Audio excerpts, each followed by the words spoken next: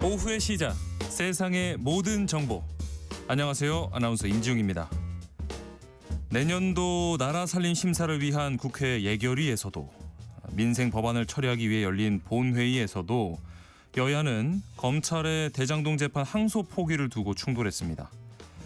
야당은 정권 외압에 의한 거라며 공세를 폈고요.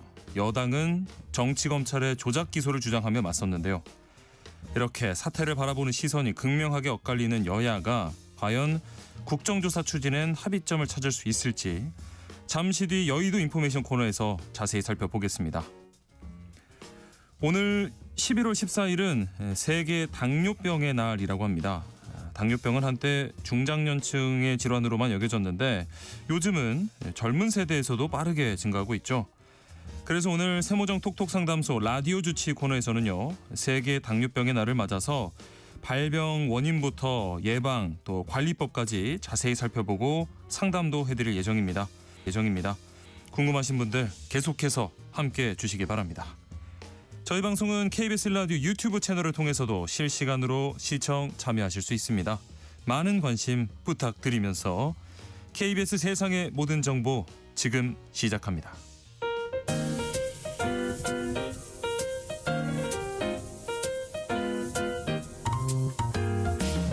정신없이 바쁜 하루, 놓치면 안 될 경제 사회 분야 뉴스를 한 번에 정리해 드립니다. 하프타임 뉴스, 먼저 이 시각 주식시장 상황부터 살펴보겠습니다. 장현재 시황캐스터 연결돼 있습니다. 안녕하세요. 안녕하세요. 어제 하락 출발했다가 상승 마감했던 코스피인데요. 오늘은 지금까지 흐름 어떻습니까? 네. 오늘 지난주에 이어서 이제 검은 금요일이 재현되지 않을지 투자자들의 걱정이 커지고 있습니다. 아하. 지금 코스피가 크게 빠지고 있는데요. 2.1% 급락하면서 4,082포인트 가리키고 있습니다.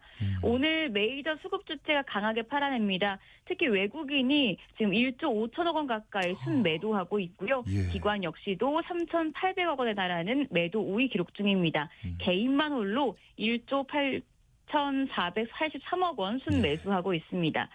시가총액 상위 종목 중에서는 오늘 반도체 투톱 삼성전자와 SK하이닉스가 크게 조정받고 있습니다. 삼성전자가 5거래일 만에 10만 전자를 반납했고요. SK하이닉스가 5.8% 급락하면서 57만 원 선에 거래되고 있습니다. 네. 이 코스피보다 코스닥이 최근에 더 강한 상승세를 보이곤 했는데요. 오늘은 하락하고 있고요. 네, 맞습니다. 최근에 말씀하신 대로 코스피보다 코스닥이 강했는데요. 시장 충격 역시 코스피 대비해서는 좀 덜 받는 모습입니다. 네. 현재 0.9% 내림세로 909포인트 가리키고 있습니다. 이쪽에서도 메이저 수급 주체의 양 매도가 나옵니다. 외국인이 1,562억 원 팔아내고 있고요. 기관도 198억 원 매도 우위입니다. 개인만 홀로 2,076억 원 사자 포지션 취하고 있습니다. 네.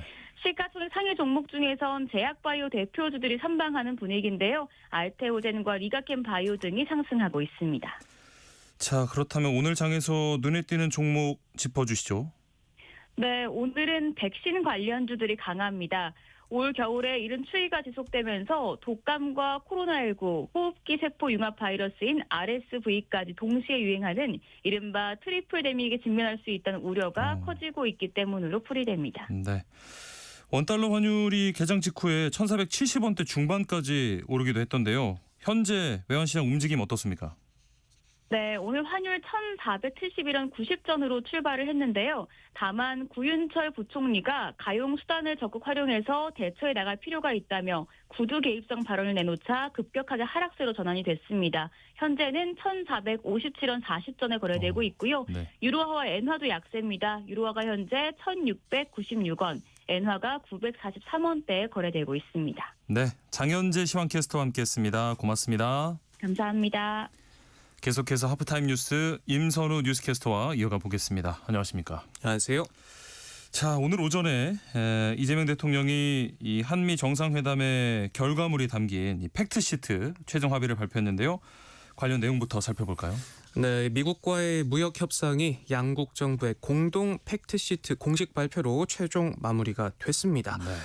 지난달 한미 정상회담 직후 나올 예정이었다가 이 발표가 지연되면서 세부 내용에서 이견해 보이는 것 아니냐는 관측이 나오기도 했지만 예. 공개된 팩트시트에는 지난 정상회담 당시 발표된 내용들이 고스란히 반영이 됐습니다. 예. 새로운 내용보다는 그동안 양국 정부가 설명했던 관세와 산업협력, 대미투자, 군사 안보 등 분야 관련 합의 내용이 분야별로 정리가 됐는데 관세 통상 분야에서는 미국이 한국에 대한 상호 관세를 15%로 인하하고 네. 한국이 총 3,500억 달러 규모의 대미 투자를 진행한다는 내용을 확인했습니다. 대미 투자의 경우 지난달 정상회담 합의처럼 1,500억 달러는 조선 분야에 투자를 하고 2,000억 달러는 연간 200억 달러 한도 내에서 장기 투자한다는 내용이 적혔는데요. 네. 2,000억 달러 투자 분야로는 조선과 에너지, 반도체, 제약, 전략광물, 인공지능, 양자 컴퓨팅 등 다양한 분야로 적시해서 투자 분야를 사실상 모든 분야로 열어놨습니다. 또 국내에서는 이 체결이 지연되면서 피해 우려가 제기됐던 이 자동차 분야와 관련해서도 예. 관세율 25%에서 15%로 내리기로 했고요. 또 고율 관세 부과가 예정됐던 의약품과 반도체에 대한 관세 역시 정상회담 합의대로 15%가 적용이 됩니다. 네. 눈길이 가는 건 이 미국 측이 내놓은 팩트시트에서는 관세 부과를 확정하자는 반도체 그리고 반도체 제조 장비에 대한 관세의 경우에는 한국과 동등하거나 그 이상의 반도체 무역 규모를 포괄하는 미래 협정에서 제시될 수 있는 조건보다 불리하지 않은 조건을 제공할 것이란 문구로 정리가 됐는데요. 또 의약품 최애국 대우를 받고 제네릭 복제약 의약품은 무관세를 적용받기로 해 100%를 웃도는 초고액 관세 부담에 대한 우려도 해소가 됐습니다. 네. 또 팩트시트에는 자동차와 농업, 디지털 등 비관세 장벽 분야 합의 내용도 담겼는데요. 미국 내 안전 기준을 충족한 자동차의 경우에는 한국 안전 기준을 충족한 것으로 인정하는 물량은 현재 5만 대에서 상한이 폐지가 되고요. 네. 다만 지난해 한국의 미국산 자동차 수입 대수는 4만 7천 대 수준이어서 이번 조치로 국내 자동차 산업에 미치는 영향은 크지 않을 것으로 보입니다. 네. 자, 앞서 살펴본 것처럼 지금 환율이 최근 연일 뛰고 있는데 이 한미 관세 협상 후폭풍이 외환 시장 불확실성을 키울 수 있다는 전망도 있었잖아요. 네, 맞습니다. 이 관세 협상에 따라서 내년부터 연 200억 달러씩 대미 투자가 이루어지게 되면 이게 달러 수요를 증가시키고 원화값 하락 요인으로 작용할 수 있다는 분석도 있었는데 그렇죠. 오늘 발표된 이 팩트시트를 보면 한국 외환 시장이 불안정해질 때 투자 규모와 시기를 조정할 수 있게 한다는 내용이 담겨 눈에 들어옵니다. 네.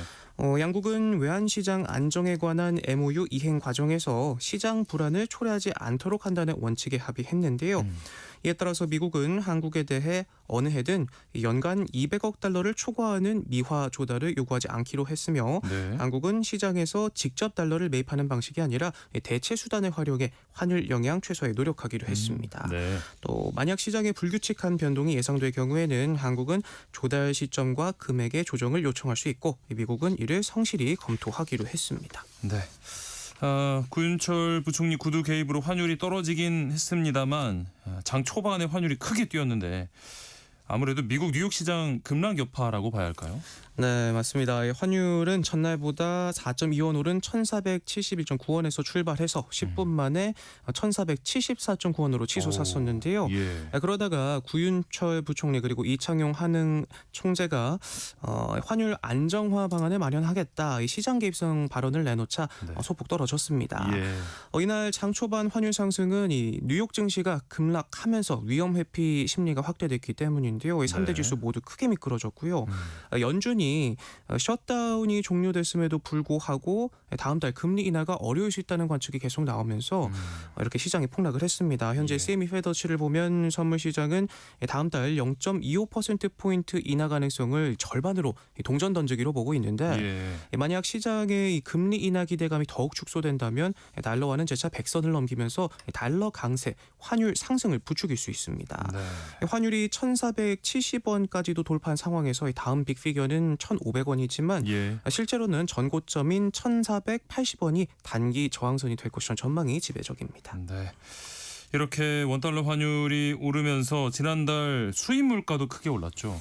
네, 한은이 발표한 통계를 보면 올해 10월 기준 수입 물가 지수는 지난달보다 1.9% 올랐습니다. 네. 7월부터 넉 달 연속으로 올랐고요.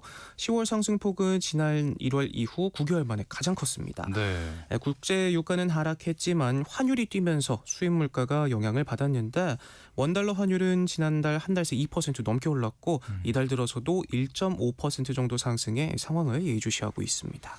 네, 이렇게 좀 어수선한 분위기 속에 아무래도 위험자산 회피 심리로 이 안전자산에 투자금이 몰리고 있던데 대표적인 안전자산이 금보다 은값이 가파르게 오르더라고요. 이거 어떻게 봐야 될까요? 네, 금이 뛰었다면 은값은 날아오르고 있습니다. 예. 잠시 주춤하는가 싶더니 다시 달리기 시작하면서 눈길을 끌고 있는데요. 네. 은 선물 가격은 트로이 온스당 54달러를 돌파하면서 한 달 만에 최고가를 경신했습니다. 예.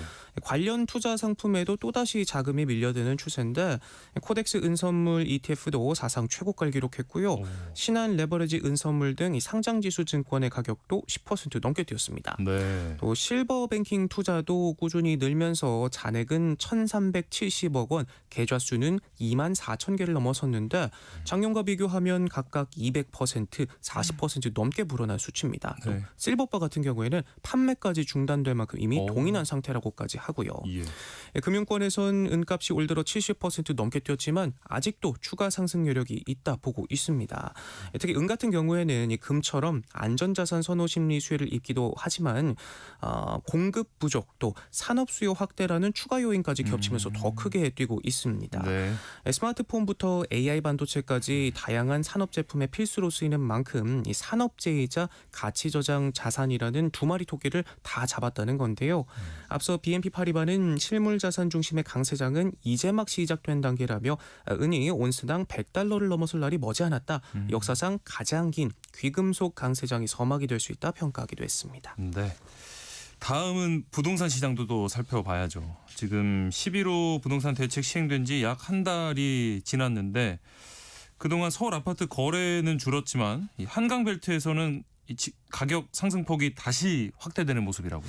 네, 말씀하신 것처럼 역대급 규제로 불리는 11호 대책 이후에 서울 아파트 거래량은 일단은 뚝 떨어졌습니다. 네. 국토교통부에 따르면 서울 전역이 토지거래 허가구역으로 지정된 지난달 20일부터 이달 13일까지 아파트 매매는 784건에 불과했는데 네. 같은 달 1일부터 19일 거래량과 비교하면 10분의 1 수준으로 줄었습니다. 네. 이 토지거래 허가구역 지정과 대출 규제가 큰 영향을 미치면서 서울 집값 상승을 주도하던 강남 주요 재건축 단지는 사실상 거래가 중단됐고 예. 또 일부 예외 매물이 풀리더라도 대출 규제와 실거주 요건으로 거래 절벽 현상이 두드러지면서 천정부지로 치솟던 집값 상승세도 한풀 꺾인 것으로 보이긴 합니다. 네. 다만 규제 지역의 가격 상승세는 완전히 꺾이지 않고 있습니다. 이번 주 서초와 송파, 성동과 용산 등 한강벨트를 중심으로 상승폭이 다시 확대됐는데요. 네. 매물은 여전히 부족하고 호가도 실거래가 아래로 내려가질 않아서 여전히 매도자 우위란 분석인데 수요 대비 공급이 부족하고 저금리에 따른 상승 기대감이 시장에 남아있어 과거와 달리 거래량이 떨어져도 가격은 계속해서 우상향하고 있다는 분석이 나옵니다. 네. 자, 저희가 어제 이 하프타임 뉴스에서도 전해드렸습니다. 경기도 부천 전통시장에 1톤 트럭이 돌진해서 21명의 사상자가 발생하는 큰 사고가 있었다 전해드렸는데 사고로 낸 운전자가 오조작을 시인했다고요. 네, 맞습니다. 사고를 낸 운전자가 급히 탑승하다가 기어를 잘못 넣고 악셀을 밟았다, 가속 페달을 밟았다 이렇게 시인을 했는데 네. 2명을 숨지게 하고 19명을 다치게 한 이 60대 트럭 운전자 구속 기로에 놓였습니다. 네. 부천 오정경찰서는 이 남성에 대해서 구속영장을 신청을 했는데요. 그런데 앞서 알려졌던 것과 다르게 이 급발진을 사고 원인으로 주장하기도 했었는데 당시 진술을 했을 때 경황이 없어서 이렇게 언급을 했다라는 내용들이 나와서 네. 내용이 정정이 됐고요. 또 이 남성은 모야모야병 등 기저질환을 앓고 또 치료약을 먹는 걸로도 알려졌습니다. 네. 이 남성에 대한 구속 전 피의자 신문은 이르면 오늘 15일 인천지법 부천지원에서 열릴 예정입니다. 네. 다음 소식은요. 오늘로 이 울산 화력발전소 붕괴 사고 발생한 지 9일째인데 공사 발주처인 한국동서발전과 또 시공사인 HJ중공업이 사고 이후에 어제 처음으로 공식 사과를 했어요. 사과가 좀 많이 늦은 것 같은데요. 네, 늦어도 한참이나 늦은 사과인데 그동안 동서발전과 HJ중공업은 그 어떤 사과도 해명도 내놓지 않아 비난을 샀습니다. 예. 사과가 늦은 건 구조 때문이었다라고 해명을 했는데 머리를 숙였지만 사고 당시 작업 상황이나 원인 등 민감한 내용은 쏙 빠졌고요. 향후 사고 수습에 관한 계획이나 방향도 말하지 않았습니다. HJ중공업의 하청을 받은 발파업체는 아직도 공식 입장이 없고요. 네. 현장에선 마지막 매몰자 한 명에 대한 밤샘 구조 수색 작업이 진행됐지만 아직까지 구조 소식은 들려오지 않고 있는데요. 이른 아침부터 다시 수색 작업이 이어지고 있고요. 예. 경찰은 사고 원인을 밝히는 수사에 속도를 내고 있습니다. 해체 작업 계획서를 확보하고 해체 계획과 작업 과정 실수 등 관련자를 불러 조사하고 있는데 조만간 압수수색 등 강제 수사에도 나설 방침입니다. 네. 자, 마지막 뉴스로는요. 광주 북구청장이 KBS 전국 노래자랑에 출연을 했는데 이 무대에서 노래 부를 때 여성 간부 공무원과 함께 무대에 올라서 논란이 일고 있어요. 네, 백댄서 역할로 참여를 했다고 하는데 참 황당합니다. 광주 북구청장이 전국 노래자랑 무대에 올라 노래를 불렀는데 뒤에는 스카프와 선글라스를 쓴 여성 8명이 응원 도구를 흔들며 춤을 추는 모습이 담겼습니다. 네. 모두 구청의 국과장급 공무원인데 공무원 노조 광주본부는 공무원들을 들러리로 세워 자존감을 무너뜨렸다 비판하고 있고요. 구의회에서도 지방선거를 앞두고 부적절한 처신이었다는 지적이 나오는데 더군다나 행사에 참여하기 위해서 평일 근무 시간에 공무 출장 처리를 한 걸로 드러나 문매를 맞고 있습니다. 당사자들은 자발적 참여였다 말하면서 고개를 숙였지만 광주 북구청은 3년 전에도 같은 무대에서 똑같은 일로 비판을 받았던 걸 생각해보면 이번에도 유야무야 넘기는 건 아닌가 싶습니다. 네. 오늘 하프타임 뉴스 여기까지 하겠습니다. 지금까지 임선우 뉴스캐스터와 함께했습니다. 고맙습니다. 고맙습니다. KBS 1라디오 세상의 모든 정보 함께하고 계신 지금 시각 12시 36분입니다. 이 시각 교통정보 알아보겠습니다. 4시각 교통정보입니다. 점심시간임에도 복잡한 곳이 많습니다. 교통량이 많은 편이고요. 돌발 상황 여파가 더해진 곳들도 있습니다. 호남고속도로 순천 쪽입니다. 서전주 부근에서 작업을 하고 있습니다. 1차로에서 소통이 가능한데요. 5km 구간 답답합니다. 더 가서도 순천 쪽으로는 장성 나들목 진출로가 통제되고 있습니다. 아침 7시 때 발생한 트레일러 사고 때문인데요. 북장성 나들목을 통해서 우회 운행하셔야겠습니다. 서울시내 강변문호 구리 쪽으로는 동작대교 부근에서 사고 처리하고 있습니다. 양화대교 부근부터 많이 밀리고 있습니다. 분당서로 탄천 1기와 수서 나들목 사이는 양방향이 막히고 있는데요. 성남 쪽으로는 사고 때문입니다. 수서 지하차도 부근에서 추돌 사고를 처리하고 있습니다. KBS 교통정보센터에서 이현입니다. 세상의 모든 정보는 청취자분들의 관심과 참여를 기다립니다. 방송 들으시면서 궁금한 점이 있거나 의견 공유하고 싶은 분들 계시면 문자 보내주세요. 추첨을 통해 모바일 쿠폰 보내드리겠습니다. 참여하실 번호는 샵 9730이고요. 짧은 문자 50원, 긴 문자 100원의 이용료가 부과됩니다. 콩 게시판을 통해서는 무료로 참여하실 수 있고요. KBS 1라디오 유튜브 채널을 통해서도 실시간으로 시청 참여하실 수 있습니다. 청취자 여러분들을 여의도 정치로 안내해드리는 시간이죠. 여의도 인포메이션 시사저널 박성희 기자와 함께합니다. 안녕하십니까? 안녕하세요. 이번 주 정치권의 가장 뜨거운 주제죠. 이 검찰의 대장동 사건 항소 포기 결정, 외압설로 번진 모습인데 일단 이 항소 포기 결정이 어떤 과정을 거쳐서 내려졌길래 이렇게 외압 얘기까지 나오게 된 건지 내막부터 좀 짚어볼까요? 네, 이번 논란을 조금 쉽게 풀어보자면 어제 수능이었잖아요. 수능에서 이제 한번 미끄러져서 이제 다시 재수를 하려는데 갑자기 학원 원장님이나 부모님이 야 재수 뭐하러 하냐. 임하면 됐다.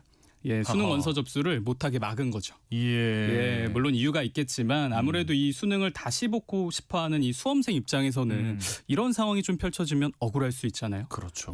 물론 내막은 다르지만 검찰이 항소 포기 사태의 골자는 좀 비슷한데요. 네. 대장동 사건이 1심이 끝난 후에 수사 공판 검사들이 만장일치로 항소해야 한다 이렇게 의견을 모았습니다. 네. 예, 그런데 지난주 금요일 7일 자정 이 항소 데드라인을 앞두고 대검 지휘부에서 항소 불가 지시가 내려오면서 논란이 불거진 건데요. 네. 특히 대장동 사건은 이 현직 대통령과 연관된 사건이기 때문에 이 항소 여부가 갖는 정치적인 그리고 법적인 무게가 다소 큽니다. 예, 그렇다 보니 이 항소 포기 과정에 정치권 관심이 집중되는 모습인데요. 예. 특히 대장동 사건 1심에서 검찰이 주장했던 일부 혐의가 무죄가 선고됐거든요. 예, 이럴 경우 대부분 검찰이 항소를 제기하고 2심에서 다시 다투는 게 사실 통상적이죠. 그렇죠. 예, 왜냐하면 피고인 5명 전원이 또 항소를 한 상황이에요. 네. 예, 이 상황에서 검찰이 항소를 안 하면 2심 재판부는 1심 이 형량보다 더 높은 형량을 선고할 수 없습니다. 네. 예, 그렇다 보니 야권을 중심으로 검찰 수뇌부가 왜 이런 이례적인 판단을 한 것인지 의혹이 확산하고 있는 거죠. 여기에 노만석 검찰총장 대행이 이 대검 연구관들과 면담을 했는데 용산과 법무부는 항상 염두에 두고 생각해야 한다. 이런 취지의 말을 했다는 보도가 나오면서 네. 항소 포기 결정 과정에 윗선 외압이 있었던 거 아니냐 이런 의혹이 짙어지고 있는 상황입니다. 이 정성호 법무장관 입장은 어떨지요? 그리고 뭐 검찰이나 정부나 이번 논란 대해서 공식적으로 좀 밝힌 입장이 있습니까? 네, 정성호 법무부 장관 지난 10일 월요일에 출근길에 한 20분 정도 기자들과 만나서 이 도어 스태핑을 진행했습니다. 네. 예, 요약하자면 신중히 판단해라 이런 원론적인 의견을 전한 거지 반드시 뭐 지키라 이런 지침을 준 적은 없다는 겁니다. 네. 예, 이진수 법무부 차관도 지난 12일에 국회에 나와서 내가 해서는 안 되는 일을 한 적이 없다. 예, 외압 의혹에 선을 그었는데요. 네. 검찰의 공식 설명도 크게 다르지 않습니다. 대검은 1심 이 판결에서 검찰이 구형한 이 형량의 상당 부분이 인정됐고 남은 쟁점과 법리적인 이 가능성 등을 종합해서 항소하지 않기로 결정한 거다. 이런 입장을 내놨습니다. 예. 그러니까 이 법리를 검토한 끝에 내린 정상적인 판단이라는 거죠. 네. 예, 대통령실은 공식 입장은 내놓지 않았습니다. 다만 우상호 대통령실 정무수석 최근 한 방송에 출연했는데 무엇하러 대통령실이 외압을 행사하겠냐. 검찰의 항소 포기로 대통령이 얻는 득이 없다. 외압 가능성 일축했습니다. 다만 검찰 내부의 분위기는 좋지 않은데요. 검찰과 이 정부의 설명이 납득하기 좀 어렵다는 거죠. 예, 네. 일선 검사들 입장에서는 네. 노만석 검찰총장 직무대행이 사퇴를 요구했고 검사들이 결국 네. 노대행 오늘 사의를 표하면서 퇴임했습니다. 네네. 예, 퇴임식을 진행했는데 검찰 비판을 좀 멈춰달라. 예, 이렇게 완곡하게 호소하면서도 이 항소 포기 전말에 대해서는 뭐 입장을 밝히지 않았습니다. 정진우 서울중앙지검장도 대검의 항소 포기 뜻과 내 뜻은 좀 달랐다면서 사의를 표했는데요. 예. 예, 항소 포기 여파가 워낙 크다 보니까 이 검찰 조직이 정상화되는 데까지 적지 않은 시간이 걸릴 것으로 보입니다. 네. 지금 야당 국민의힘에서는 이 특검, 탄핵까지 언급하면서 공세를 높이고 있는데 야권에서 가장 먼저 이 사안을 문제 삼은 인물이 한동훈 전 대표였잖아요. 근데 네. 어제 또 직접 인터뷰하셨다고 들었거든요. 어떤 입장인가요? 네, 검찰의 이 항소 폭이 가장 먼저 이 SNS 통해서 비판했던 이 야권 인사가 바로 한동훈 전 국민의힘 대표였습니다. 예. 예, 항소 포기 가능성이 언급되자마자 SNS 통해서 정권은 유한하다. 검찰의 항소 포기를 포기하라. 예, 이렇게 촉구하기도 했는데요. 네. 한 전 대표가 원래는 그런 타입이 아닌데 그날이 좀 많이 급했던 것 같아요. 예. 이날 일부 기자들한테 네. 내 SNS 글 좀 읽어달라. 오. 예, 그래서 좀 보도가 돼야 네. 검찰이 좀 움직인다. 예, 이렇게 부탁하기도 했습니다. 네. 결국 검찰이 항소를 포기하니까 검찰은 스스로 자살했다. 예, 이렇게 강도 높게 친정을 비판했는데요. 예. 마침 어제 한동훈 전 대표와 인터뷰를 했습니다. 근데 워낙 달변가잖아요. 예, 다양한 비유를 활용해서 이 대장동 항소 포기 사태 비판하더라고요. 네. 기억에 남는 표현 중 하나가 아직 겨울도 안 왔는데 정성호 법무부 장관은 산타클로스다. 예, 이렇게 말을 하더라고요. 그래서 네. 의미를 물어보니까 정부 설명대로면 이재명 대통령이 시키지도 않았는데 장관과 검찰이 대통령을 위해서 깜짝 선물을 준비한 거 아니냐? 아하. 예, 이렇게 말하더라고요. 예. 또 말하기를 직장 상사는 원래 외압이라는 걸 직접 안 한다.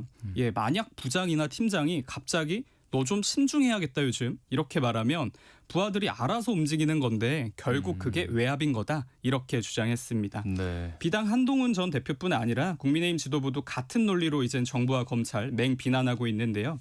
국민의힘은 항소 포기 결정이 나자마자 특검과 국정조사 그리고 정성호 장관에 대한 탄핵까지 언급하면서 반발하고 있습니다. 네. 사실상 이 모든 수단을 동원해서 항소 포기 사태의 전말을 밝혀내겠다는 계획입니다.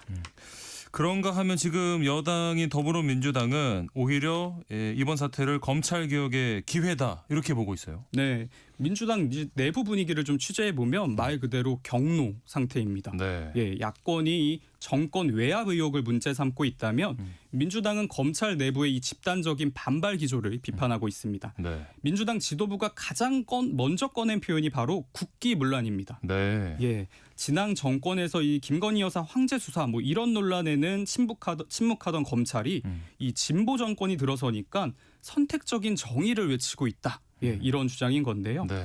또 검사가 이 지휘부 판단에 공개적으로 반발하고 내부망에 사실상 이 집단 행동에 가까운 글을 올리는 것은 헌법 질서를 흔드는 행위라는 논리입니다. 예. 김병기 민주당 원내대표는 정치 검사들의 이 쿠데타를 분쇄하겠다 이렇게 강도 높게 비판하면서 항소 포기에 대한 검찰 일부의 반발을 강하게 비판했는데요. 네. 이미 뭐 검찰청 폐지를 예고한 민주당 이번에 검사 징계법 개정 카드도 꺼내 들었습니다. 그렇죠. 예, 다른 공무원과 마찬가지로 검사도 해임 파면이 가능하도록 이 제도를 바꾸겠다는 건데요.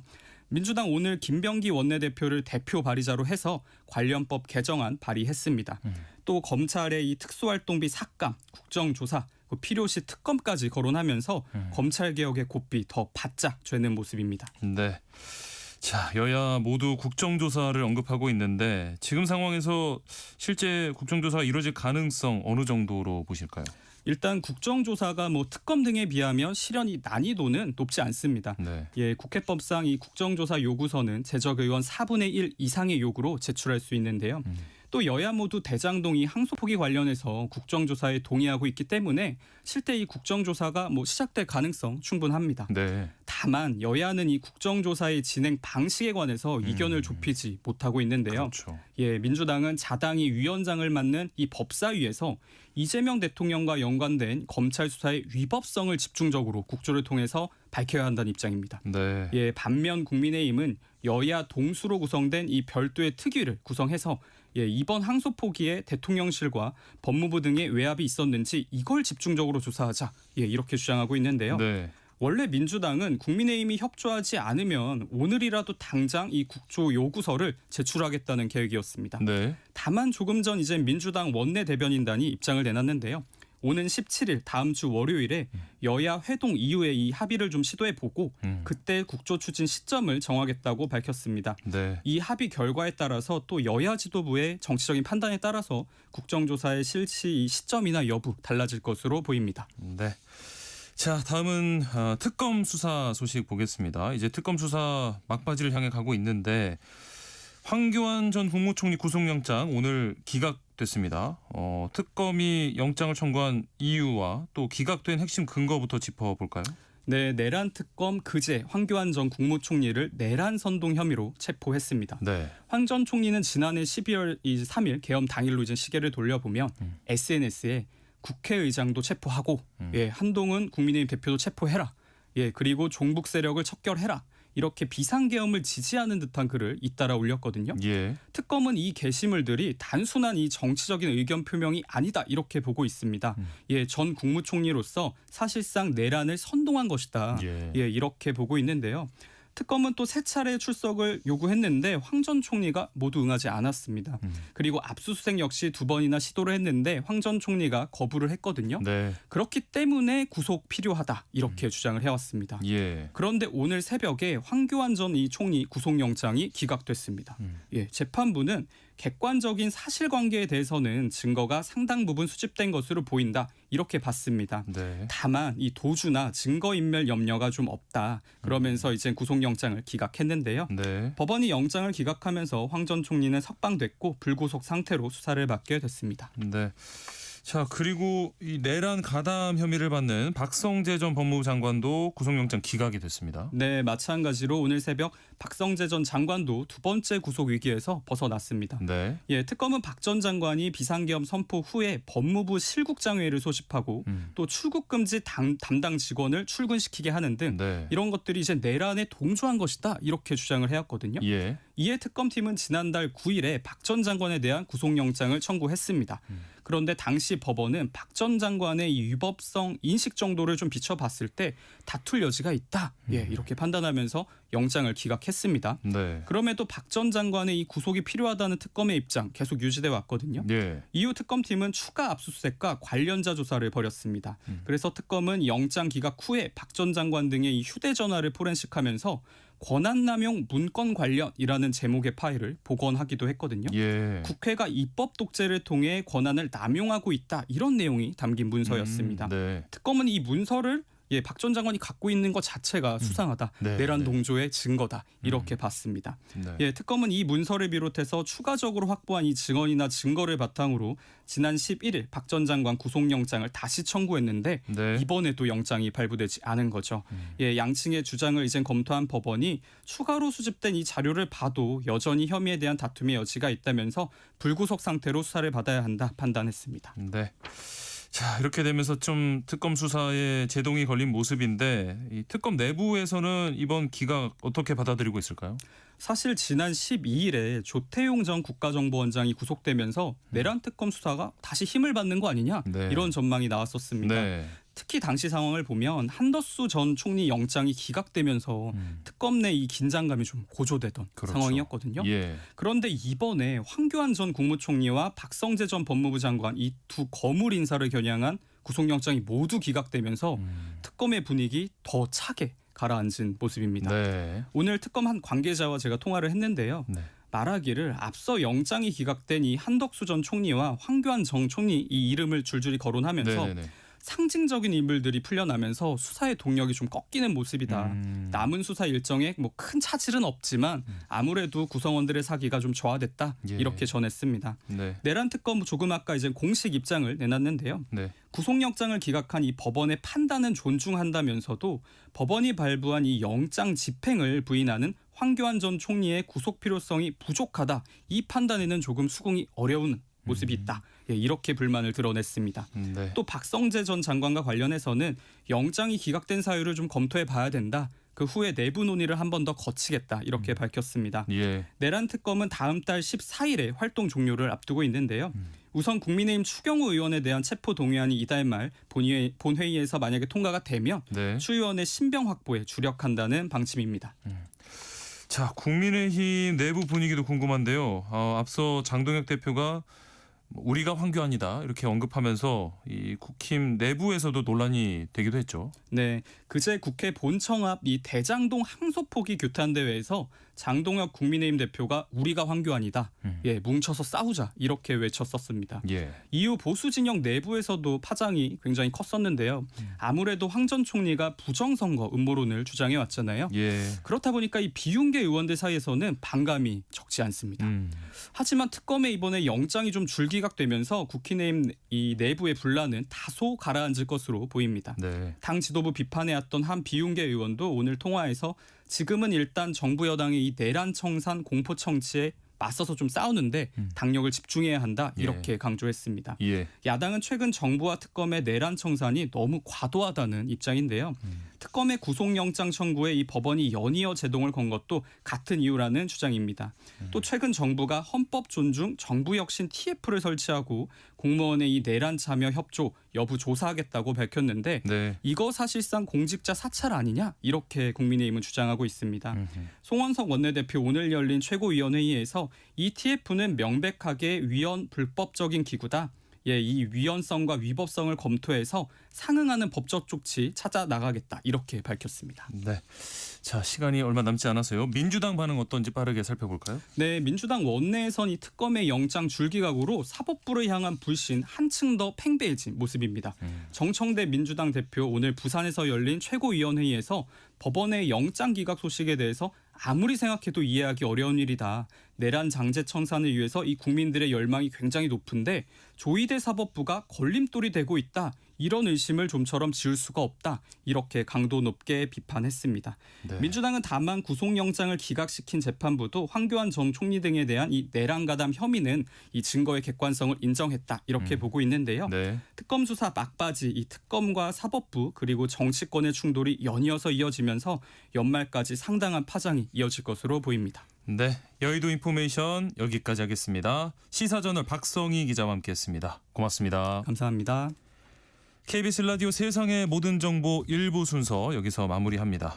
이어지는 2부에서는 오늘의 뉴스, 또 세모정 톡톡 상담소 라디오 주치 코너, 그리고 여행 안내소 코너가 기다리고 있습니다. 계속해서 많은 청취 부탁드립니다. 잠시 후 1시에 돌아오겠습니다.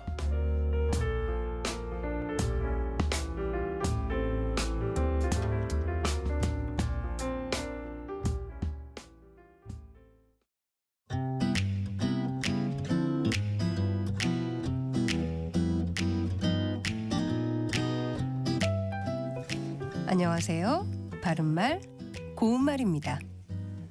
KBS 1텔레비전에서 방송되고 있는 우리말 겨루기에서 나왔던 문제를 짚어보겠습니다. 오늘은 제시되는 4개의 표현 중에서 틀린 것을 찾는 문제입니다. 문제 드립니다. 새치름하다, 슬갑다, 심줄, 어룰하다. 이 중에서 틀린 표현은 어느 것일까요? 출연자의 답에 슬갑다와 어룰하다가 있었는데 정답은 슬갑다입니다. 슬갑다는 슬겁다의 잘못된 표현인데요. 슬겁다에는 2가지 뜻이 있습니다. 집이나 세간 따위가 겉으로 보기보다는 속이 꽤 너르다라는 뜻과 마음씨가 너그럽고 미덥다라는 뜻으로 후자의 경우 마음 씀씀이가 슬겁다 같이 표현할 수 있습니다. 참고로 새치름하다는 쌀쌀맞게 치미를 떼는 태도가 있다라는 뜻이고 그 학생은 표정이 새치름해서 말 걸기가 어렵다처럼 말할 수 있습니다. 또 심줄은 힘줄의 변한말로 고래 심줄보다 질긴 생명력과 같이 쓸 수 있고 어룰하다는 말을 유창하게 하지 못하고 떠듬떠듬하는 면이 있다를 뜻하는 어눌하다의 변한말입니다. 그는 막 자다 깼는지 좀 어룰하게 말했다. 이렇게 쓸 수 있겠습니다. 지금까지 바른말 고운말 아나운서 국혜정이었습니다.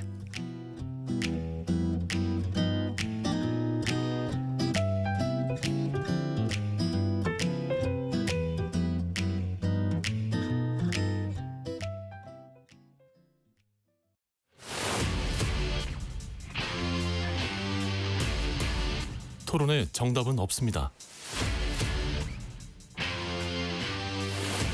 토론이 세상을 바꿀 수도 없습니다. 하지만 질문은 새로운 세상을 만들 수 있습니다. 질문으로 올바른 세상을 만드는 첫걸음. 평일 저녁 7시 20분 KBS 열린 토론.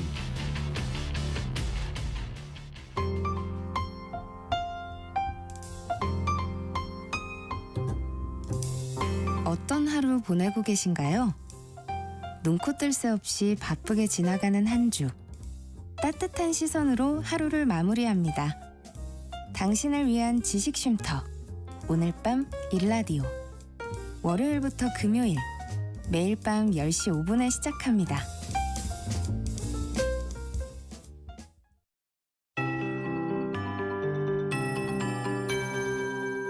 KBS 58분 날씨. 아침에 내륙을 중심으로 짙게 꼈던 안개는 모두 걷히고 전국에 맑은 하늘이 드러나 있습니다. 오늘은 전국의 미세먼지 농도도 좋음에서 보통 수준으로 대기질이 무난하겠고요. 완연한 늦가을을 즐기기 좋은 날씨가 이어지겠습니다. 다만 큰 일교차에는 유의하셔야겠는데요. 오늘 아침 서울이 4.5도, 파주 영하 1.9도로 시작해서 한낮에는 14도까지 올라 아침과 낮의 기온차가 10도 이상 크게 나겠습니다. 그 밖의 지역 낮 기온 기온도 춘천 14도, 광주와 대구 16도로 평년보다 조금 높겠지만 어제보다는 다소 서늘하겠습니다. 일요일 오전까지는 대체로 맑은 날씨가 이어지다가 일요일 늦은 오후부터는 중부지방과 전북에 5mm 미만의 비가 조금 지나겠습니다. 이 비가 그친 뒤에는 북서쪽에서 찬 공기가 내려와 다음 주 초에는 날이 급격히 추워지겠습니다. 월요일 서울의 아침 기온이 1도, 찬바람의 체감온도는 영하로 떨어지겠고요. 특히 화요일에는 영하 3도까지 뚝 떨어져 올가을 가장 추운 아침을 맞이하겠습니다. 낮 기온도 5도 안팎에 그치며 지난번 추위보다 더 추울 것으로 전망됩니다. 현재 강원 동해안에는 건조특보가 발효 중입니다. 바람도 약간 강하게 불어서 산불 예방에 힘써 주셔야겠습니다. 현재 서울의 기온은 13.2도입니다. 조하늘입니다.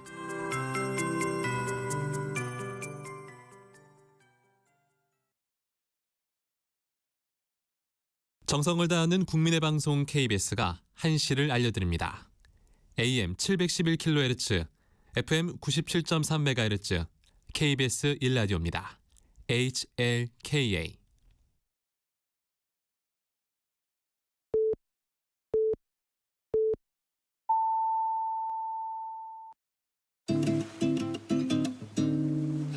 나른한 오후를 책임질 영양 만점 지식 비타민. 세상의 모든 정보.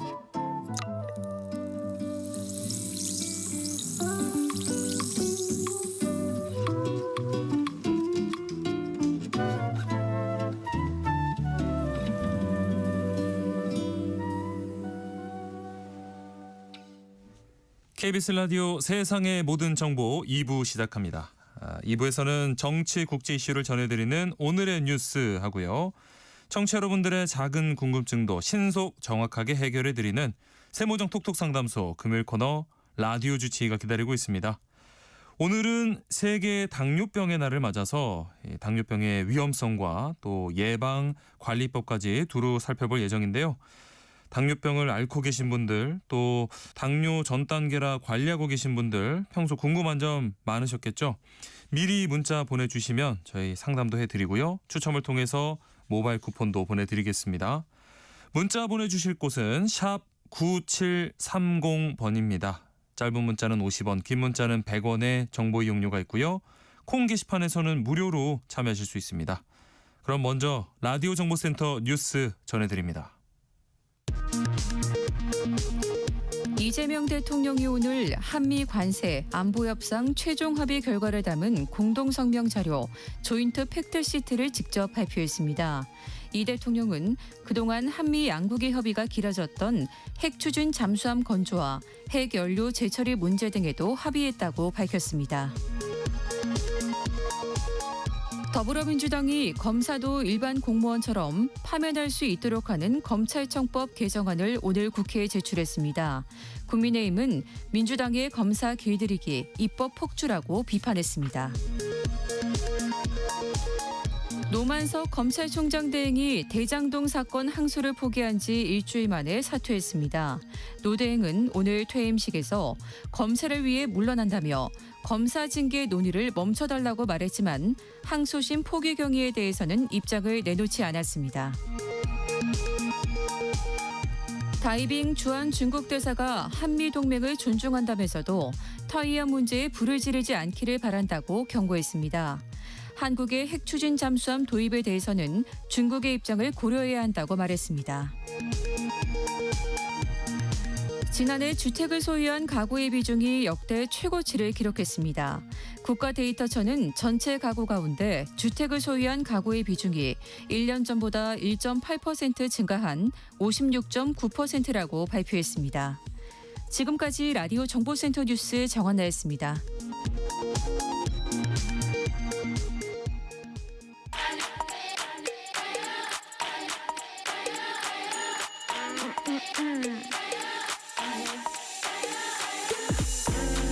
혹시 뉴스 빠뜨리셨나요?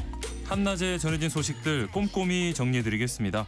오늘의 뉴스 조현정 시사평론가와 함께합니다. 안녕하세요. 네, 안녕하세요. 자, 대장동 항소 포기 논란으로 사퇴한 노만석 검찰총장 직무대행 오늘 퇴임식을 가졌는데 이 항소 포기 과정에 대해서는 별다른 설명이 없었네요. 네, 노만석 대행은 검찰의 미래를 생각하는 마음으로 스스로 물러난다 이렇게 밝혔습니다. 네. 오늘 이 퇴임식은 비공개로 열렸고 네. 그 후에 이제 어떤 입장문이 공개가 될지 여기서 좀 관심이었는데 네. 오늘 뭐 퇴임사에서도 항소 포기 결정에 관해서 그 법무부 서울중앙지검하고 어떤 논의를 했는지 뭐 구체적인 과정에 대해서는 별다른 설명은 없었고요. 예. 대신에 일련의 상황에 대해서 검찰을 대표하는 사람으로서 스스로 물러나는 만큼 일각에서 제기되는 검사들에 대한 징계 등 논의는 부디 멈춰주시기를 부탁드린다 이런 언급을 했습니다. 예. 여당에서 좀 강공 드라이브로 나오는 거를 그렇죠. 의식한 발언이라고 볼 수 있고 네. 그리고 또 이 검사들 반발에 대해서는 검찰 구성원들이 전반적인 우려를 내부적으로 전한 것이지 이것을 항명이나 집단행동으로 보는 일부 시각에 대해서는 안타까운 마음이다 이렇게 밝혔습니다. 예. 그래서 노만석 대행의 이런 발언들 쫙 종합을 해보면 그러니까 검찰 개혁 과정이라든가 뭐 앞으로 검찰 개혁이 어떻게 될 건지 검찰 징계라든가 이런 전반적으로 검찰 조직을 좀 감싸는 뉘앙스인 거고 네. 그 외에 항소 포기 외압이나 이런 얘기는 뭐 특별한 거는 딱히 다루진 않았습니다. 네. 취재진들하고 어제 자택 앞에서 만났을 때도 그 야인은 좀 야인으로 이제 놔달라 뭐 네. 이렇게 얘기를 하기도 했는데요. 예. 어쨌든간 이렇게 사의를 표하고 나서 검찰은 대행의 대행 체제로 접어들었습니다. 정성호 법무장관이 면제관을 제청하고 이재명 대통령이 이거를 수리를 하면 절차가 마무리되는 거고요. 네. 그러면 이 자리는 지금 대검 부장 중에 선임인 차순길 기획조정부장이 맡게 되는데 지금 검찰총장 공백이고 대검 2인자인 대검찰청 차장검사도 공백인 거고요. 예. 서울중앙지검장 자리도 얼마 전에 사의를 표하면서 공석이 됐죠. 그렇죠. 예. 그렇지만 뭐 또 검찰로서도 검찰개혁 국면을 맞이하고 있기 때문에 컨트롤 타워를 이렇게 오래 비워둘 수는 없다는 생각이 있을 것이고 네. 그러면 빠르게 후속 인사에 나설 수도 있다는 전망도 나옵니다. 왜냐하면 검찰총장 같은 경우는 인사청문회 거쳐야 되지만 차장 같은 경우에는 그렇지 않거든요. 네. 서울중앙지검장도 새로 보임될 가능성이 커 보입니다. 네. 자, 다음 뉴스 살펴보겠습니다. 이 탄핵 심판 때부터 작심 발언을 이어가고 있는 홍장원 전 국가정보원 1차장 어제 법정에서 윤석열 전 대통령과 대면했어요. 네, 내란 우두머리 혐의 재판이었습니다. 네. 그 홍장원 전 차장이 그 전에도 뭐 증인으로 나올 때마다 사실 많은 관심을 받았었어요. 그렇죠. 예, 그때는 윤 전 대통령 탄핵 심판 증인으로 선 거고 네. 이렇게 내란 혐의 등으로 기소된 이후에 두 사람이 법정에서 만난 건 이번이 처음이었습니다. 네. 그 당시에 그러니까 윤 전 대통령 탄핵 심판 당시에 홍장원 전 차장이 파장을 일으켰던 그 증언들, 그러니까 윤 전 대통령이 싹 다 잡아들여라 이렇게 지시를 했다라는 예. 핵심 증언 내놨었던 거고 네. 9개월 만에 두 사람이 다시 마주했는데 홍장원 전 차장은 같은 증언을 이어갔습니다. 예. 윤 전 대통령이 전화를 걸었고 싹 다 잡아들여라 이번 기회에 싹 다 정리해라라고 했고 방첩사를 지원하라 인원과 예산을 무조건 지원하라고 강하게 말했다 이렇게 다시금 증언을 했습니다. 네. 그리고 이번에 좀 논란이 됐던 거는 체포조 명단 그리고 그거를 쓴 메모 이걸로 양측의 공방을 좀 크게 벌였어요. 예. 윤 전 대통령 측은 이 메모를 문제를 삼고 있는 건데 홍 전 차장이 자신의 기억을 토대로 보좌관한테 작성을 시킨 것이고 직접 쓴 부분이 별로 없다. 그리고 초고와 다른 메모들도 글씨체가 비슷하지 않다. 그리고 특히 이거는 뭐 지렁이 글씨다. 네. 이러면서 좀 도중에 목소리를 높이기도 해서 예. 재판부가 왜 이렇게 흥분을 하시는 거냐 이렇게 좀 자제를 시키기도 했고 재판부는 도리어 반문했어요. 초안을 지시한 뒤에 가피를 한 거라면 본인의 작성으로 봐야 되지 않느냐 이렇게 물어보기도 했고요. 예. 그러자 윤 전 대통령은 흥분하는 게 아니고 기사가 많이 났다. 홍장원 지렁이 이렇게 치면 증인이 낸 게 다 뜬다. 이런 식으로 또 반론을 제기하기도 했습니다. 네. 그러나 홍장원 전 차장은 메모가 그 시간 흐름에 따라서 어떻게 변한 건지 이거를 타임라인대로 차근차근 다시 설명을 했고요. 네. 줄곧 그 헌재 탄핵 심판 증언 때와 동일한 증언을 그대로 이어갔습니다. 네. 자, 한편 내란 특검팀은 이 추경호 의원이 그 국회 본회의장으로 이동하자는 한동훈 전 대표 요구를 거부하고 이 사퇴를 방관한 걸로 판단했다. 이런 보도가 나왔어요. 네, 특검이 그 체포동의안을 적시를 했는데요. 이 특검팀에 따르면 추경호 전 원내대표가 그 내란 계엄 당일 밤에 윤 전 대통령으로부터 전화를 받았는데 비상계엄에 협조해달라라는 내용이었고 네. 이후에 한동훈 전 대표가 계엄을 막아야 되니까 신속히 국회로 가야 된다 이렇게 요구하자 추경호 전 원내대표는 중진 의원들이 당사로 올 테니까 그 중진들 얘기를 좀 들어보자라고 거부하고 네. 소속 의원들에게 이걸 전달하지 않았다는 겁니다. 예. 그래서 한동훈 전 대표가 다시 그러면 원내대표 명의로 계엄 반대 입장을 명확히 내달라 이렇게 요청을 했는데 추경호 전 원내대표는 당대표가 입장을 냈으니까 굳이 원내대표가 따로 입장을 낼 필요가 없다라고 일축을 했다는 거고요. 예. 이어서 또 한동훈 전 대표뿐만이 아니라 국민의힘 의원들이 좀 우왕좌왕하니까 그럼 우리 어디로 모여야 되느냐 네. 집결 장소를 좀 명확히 해달라고 했는데 추경호 전 원내대표가 응답이 없이 그저 3차례 더 당사로 와라 이렇게 공지한 것으로 파악됐습니다. 예. 그리고 특검팀에 따르면 윤 전 대통령이 이때 2024년 7월 하와이 순방 중에 한동훈 전 대표를 맹렬히 비난을 했다라는 건데요. 네. 이때가 계엄 5달 전입니다. 그러네요. 하와이 순방 중이었고 김용현 당시 경호처장, 강호필 합참 차장하고 함께한 자리에서 한동훈은 빨갱이다 이렇게 언급을 했다고 하고 예. 또 당시 야당이던 민주당 겨냥해서 군이 참여해야 되는 거 아니냐라는 취지로 말했더니 김용현 당시 경호처장도 이에 동조했다라는 거고요. 이 네. 내용들은 모두 체포동의안에 구체적으로 적시돼 있습니다. 네.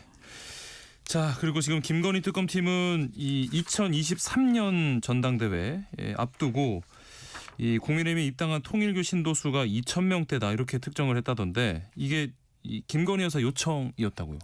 네, 그렇습니다. 이게 특검팀이 김건희 여사하고 건진법사 전성배 씨, 한학자 총재 등을 정당법 위반 혐의로 추가 기소하면서 이것도 공소장에 적시한 내용인데 입당 거래 과정이 좀 구체적으로 담겨 있습니다. 예. 근데 공소장에 적힌 대가, 그러니까 당원들 넣고 무언가 돈을 주고 하면 어떤 무언가 모종의 거래가 오갔을 텐데 네. 그 거래가 통일교 몫으로 비례대표 의원 한석을 준다는 거예요. 예.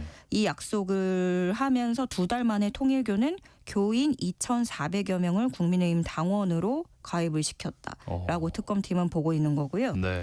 그리고 김건희 여사하고 전성배 씨는 2022년 11월쯤부터 이 교인들의 집단 입당을 계획했다고 특검팀은 보고 있습니다. 예. 그때 당시 이제 당대표를 세워야 되니까 그때 거론했던 지원 대상은 권성동 의원이었던 것으로 네. 파악이 됐어요. 네. 이때 뭐 이 문자 내용은 이미 알려졌지만 그 윤영호 전 본부장하고 전성배 씨가 문자하면서 네. 윤심은 정확히 무엇이냐, 윤심은 변함없이 권이다 이렇게 이렇게 지적했던 게 지명을 했던 게 언론에 이미 나왔잖아요. 네. 그래서 이제 권성동 의원을 지목을 했었는데 뭐 여러 일련 상황들이 터지면서 권성동 의원이 불출마했죠. 예. 그러면서 지원 대상이 이때 김기현 의원으로 바뀐 게 아니냐 특검팀은 이렇게 보고 있는 거고 네. 사실 권성동 의원 지금 구치소에 있기도 하고 김기현 의원도 또 특검팀 수사선상에 오른 상태입니다. 네. 그럼 특검 수사대로라면 김건희 여사가 그 당시에 말에서 회자가 됐던 그 말 아무것도 아닌 사람이 이런 표현이 네. 있었는데 네. 뭐 이 말에 의도하고 그 당시에 굳이 이런 얘기를 했던 거 맞닿는 지점이 아닌가 또 뭐 이렇게 돌아보게 되는 대목이기도 하고요. 예. 통일교는 또 티가 나지 않도록 청년과 원로 이런 식으로 그룹을 나눠서 당원 가입을 시켰고 당비는 통일교가 대신 내준 것으로 조사됐습니다. 네. 자, 그리고 윤석열 전 대통령 부부가 이 고종과 명성하고 처소인 경복궁 건천궁에 다녀간 다음 날 대통령 비서실이 왕실 공예품을 빌려간 사실이 드러나서 파장이 일고 있는데요. 이 공예품들 그럼 어디로 가져간 겁니까? 이거 김교흥 문체위원장이 문체부 통해서 확인을 해봤더니 네. 한남동 대통령 관저로 갔다는 거예요. 예. 2023년 3월 14일에 대통령실 관계자가 운송업체하고 함께 건천궁을 찾아갑니다. 네. 이때 주칠함, 보안, 보함, 백동, 촛대, 사방탁자 등등 9점을 포장을 했는데요. 네. 이후에 윤 전 대통령 부부가 사는 한남동 관저로 이걸 가져갔다는 겁니다. 그런데 관저에 도착하고 나서는 그 내부에 있는 관저 직원들이 알아서 했기 때문에 내부에서 어디에 배치됐고 어디로 갔는지는 지금은 확인이 안 되는 걸로 알려졌고요. 예. 그 당시에 윤 전 대통령이 그 김건희 여사하고 사전 연락 없이 경복궁을 방문을 했습니다. 네. 내부 관람이 제한된 건천궁 안으로 들어갔죠. 예. 그래서 이때 알려진 대로 그 명성황후 침전인 곤영합에 윤 전 대통령 부부가 단둘이서만 들어가서 10분 동안 네. 있었다. 그럼 무엇을 했느냐 이거에 대한 의문이 계속 제기가 됐었는데 그렇죠. 이렇게 보면은 그럼 대여품을 고르려던 건가? 이런 의문으로 또 확장이 되는 대목이고요. 네. 시간대로 좀 정리를 하면 2023년 3월 5일에 두 사람이 곤영합에 들어갑니다. 네. 다음 날인 3월 6일 대통령 비서실이 연락을 합니다. 국가유산청 국능유적본부장한테 전화를 해서 빌릴 수 있느냐. 네. 그리고 8일 뒤 3월 14일에 공예품 9점을 포장해서 가져가고요. 아하. 이걸 관저로 옮긴 겁니다. 네. 당시에 대통령 비서실은 이런 이유를 들었어요. 대통령실 주최 국가 주요 행사용 물품 전시라고 공문을 보냈는데 네. 이것 또한 사실 이게 이런 전시라고 해도 이게 절차상 이런 식으로 가져가면 안 되는 건데 그렇죠. 전시도 아니고 관저로 갔다라는 것 때문에 그러면은 이걸 어디에 뒀고 무엇을 한 건지 국민에게 소상히 밝혀야 된다는 목소리가 커지고 있습니다. 네. 한낮의 교양 파트너 지금 여러분께서는 KBS 라디오 세상의 모든 정보와 함께하고 계십니다. 자, 오늘의 뉴스 다음 소식은 최근에 이 종묘와 세운 4구역 재개발 둘러싼 논란이 거센데 정부가 이 종묘 일대를 세계 유산지구로 지정하기로 했어요. 앞으로 어떻게 되는 겁니까? 아무래도 자연스럽게 생각할 수 있는 거는 그 서울시가 추진하는 초고층 건물 네. 이거는 당분간은 조금 스탑을 해야 될 것 같아요. 네. 유네스코 세계유산인 서울 종묘 일대 19만 4천여 제곱미터 공간이 세계유산지구로 지정이 된 건데요. 네. 이거는 그 문화유산위원회 산하 세계유산분과가 안건을 심의한 겁니다. 국립고궁박물관에서 종묘 세계유산지구 신규 지정 심의 안건을 심의해서 가결을 시킨 거고요. 네. 세계유산법에 따르면 국가유산청장이 필요한 경우 이렇게 세계유산지구를 지정해서 관리를 할 수 있습니다. 그리고 세계유산지구는 그 메인이 되는 세계유산구역하고 그 주변 보호해야 되는 세계유산 완충구역 이렇게 크게 두 가지로 나눌 수 있거든요. 네. 그럼 이제 세계유산지구로 지정이 되면 어떤 문화유산에 영향을 미칠 수 있는 행위를 할 때 그때는 영향평가를 받아야 되는 그런 겁니다. 네. 그렇지만 서울시는 이 세운 4구역은 종묘로부터 100m 이상 떨어져 있어서 영향평가 대상이 될 수 없다라는 입장을 고수하고 맞서고 있는 상황입니다. 네. 그리고 지금 서울시는 이 세계유산 영향평가 실시할 걸 요청하는 유네스코 권고를 국가유산청을 통해서 전달을 받았지만 영어 원문이라서 정확한 의미 파악을 할 수 없다. 이렇게 회신한 걸로 알려졌어요. 예, 이게 어떻게 된 거냐면은 그 유네스코 자문기관 국제기념물 유적협의회 검토 보고서라는 게 있고 국가유산청이 이거를 지난 4월에 원문으로 된 공문을 서울시에 보냈습니다. 네. 그러니까 세계유산 영향평가를 실시해달라라는 권고가 담긴 보고서 내용이었고 네. 권고사항도 조치해달라라는 공문을 보낸 거죠. 예. 그런데 사실 이 과정에서 지금 불거지고 있는 게 서울시가 세계유산 영향평가를 뭐 거부하는 것이냐 뭐 이렇게 네, 얘기가 나와서 예. 서울시가 좀 일단은 해명을 했어요. 우리가 공식적으로 거부한 적은 없다. 다만 세운지구 사업이 지연될 우려가 있다. 이 정도로 밝혔거든요. 네. 그런데 이 국가유산청이 유네스코 자문기관의 검토 보고서를 원문으로 보냈는데 그 당시 서울시의 반응이 검토 의견서가 영어 원문으로 작성돼서 전문 분야에 대한 정확한 의미를 파악할 수 없었고 대응 방안을 마련할 수 없다라고 회신을 한 겁니다. 네. 그래서 유산청은 또다시 검토 보고서 권고사항 포함해서 보냈고 네.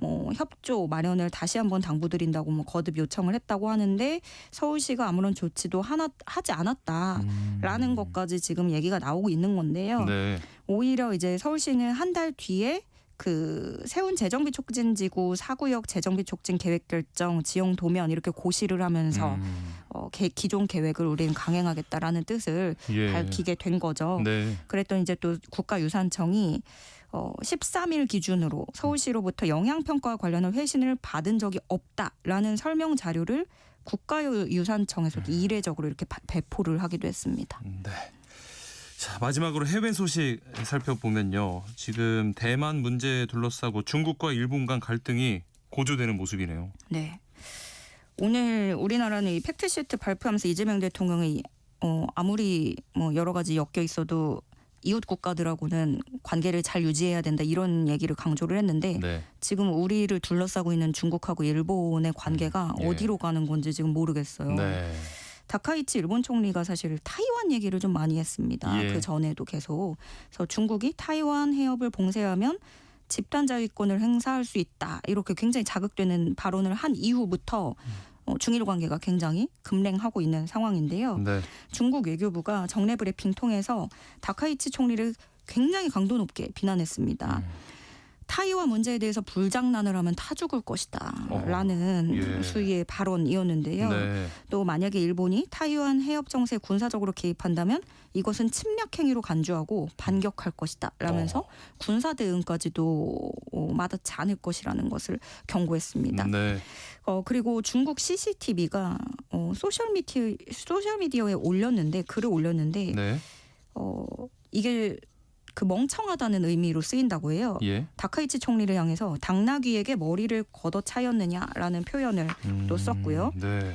또 그 전에 지난 9일에는 중국 총영사가 그 더러운 목을 베어버릴 수밖에 없다 이런 극언을 쏟아내기도 했습니다. 네. 일본도 반발하면서 강경 대응을 예고를 했고요. 특히 그 더러운 목을 베어버린다 이런 얘기를 했던 쉐젠 총영사 발언에 대해서 중국 정부에 당연히 정식 항의를 하고 네. 추방까지 검토해야 된다 이런 얘기도 지금 나오고 있습니다. 네. 네, 이렇게 타이완 둘러싸고 양측 중일 간의 갈등 수위가 너무 세지고 있다 보니까 이것이 앞으로 어떤 외교적 경제적인 그런 봉쇄 실질 조치까지 이어질지도 주목되는 상황입니다. 네.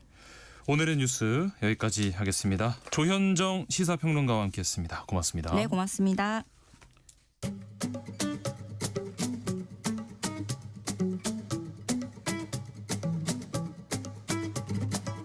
지금 바로 세모정에 물어보세요. 당신의 모든 궁금증을 풀어드리는 세모정 톡톡 상담소.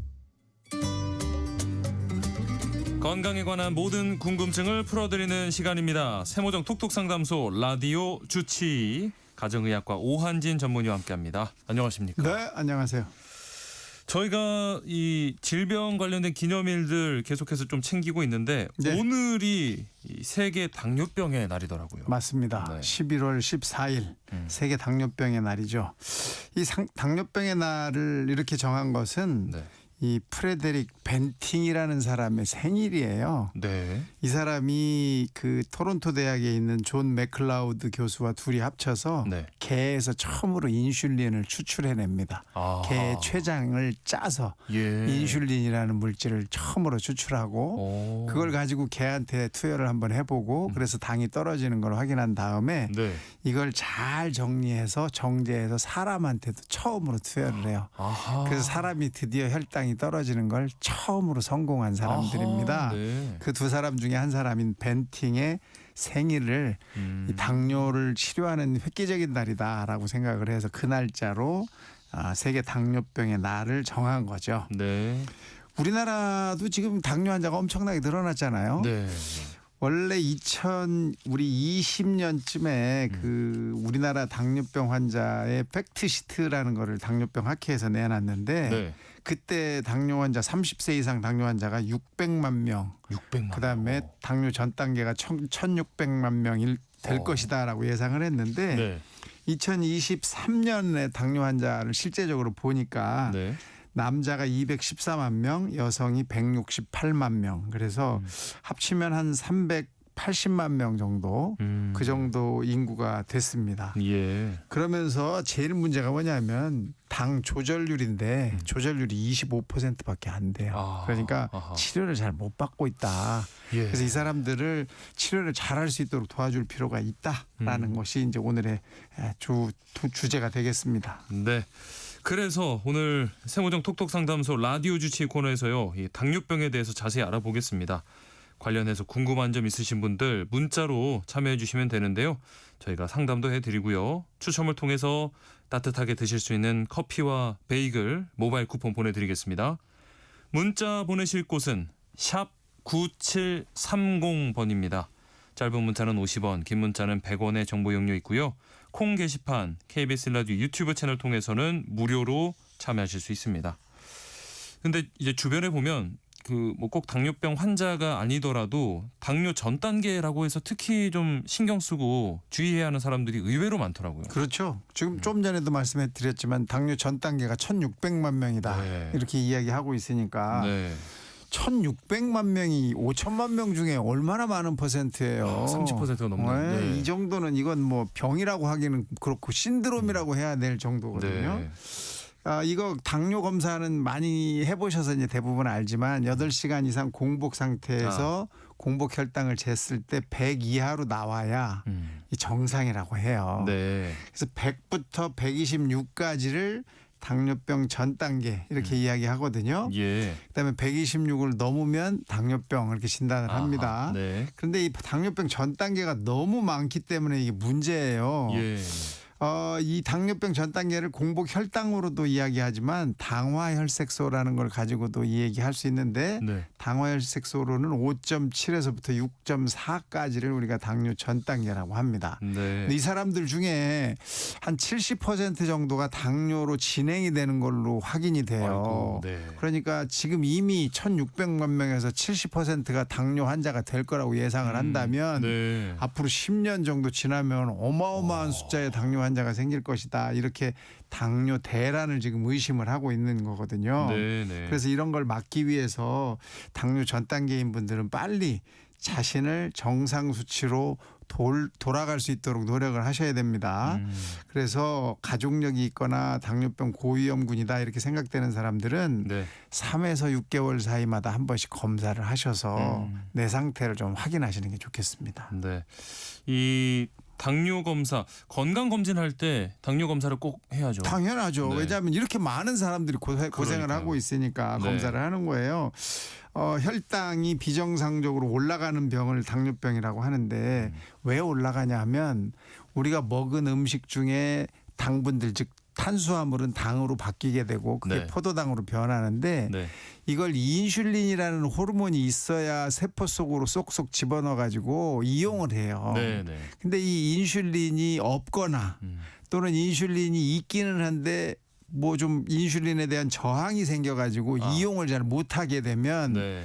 당도 있고 인슐린도 있는데도 불구하고 잘 쓰지 못하면 당을 제대로 못 쓰게 되잖아요. 그러면 예. 혈액 속에 당이 올라가게 되고 이게 이제 드디어는 소변으로 다 배출이 됩니다. 그래서 소변으로 당이 나간다. 그래서 당뇨병이거든요. 네. 그래서 이런데 이렇게 혈당이 계속 높은 상태로 있으면 이게 혈관의 문제를 일으켜요. 네. 그래서 당뇨병은 그냥 당이 높은 병이 아니라 혈관의 질병이다 이렇게 알아두셔야 됩니다. 이게 높아지면 눈에도 문제가 생기고 콩팥에도 문제가 생기고 신경에도 문제가 생기고 심장에도 문제가 생기는 아주 심각한 질병을 유발하기 때문에 네. 당뇨병은 일단 혈관병이다 이렇게 알고 계시면 좋겠어요. 네.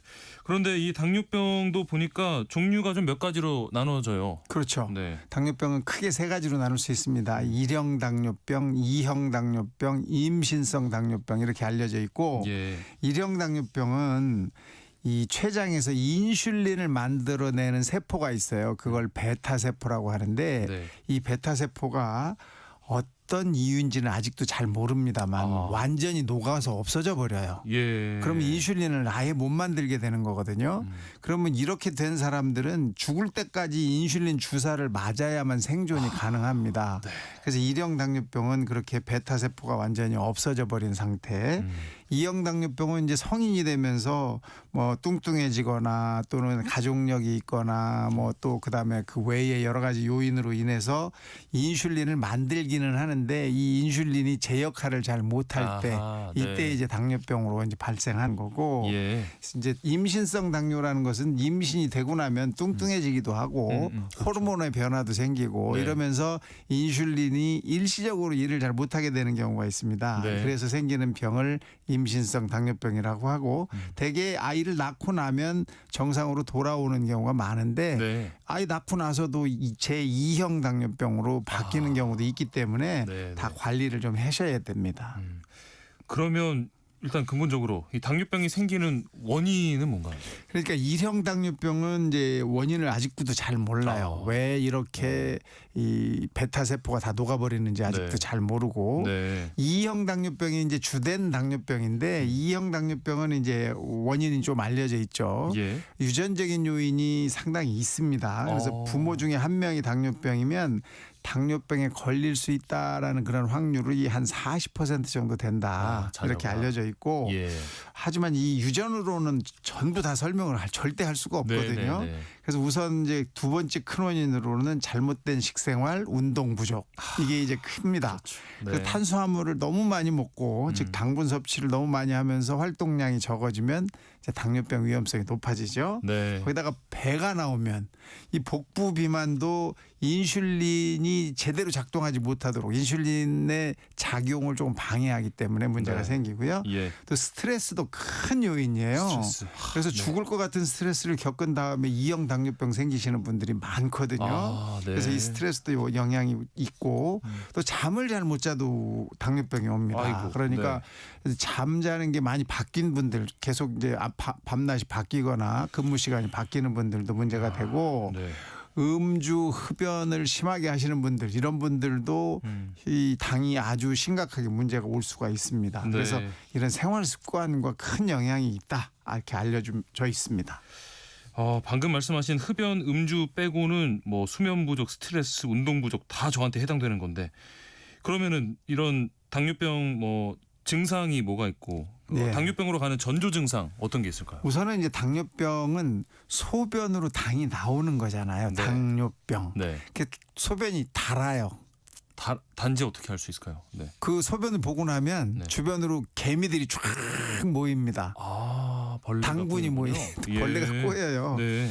그래서 이제 당뇨라는 걸 그때 알게 됐는데 대표적인 증상으로는 3다 증상이 있어요. 3다. 세 가지가 많다는 뜻인데 네네.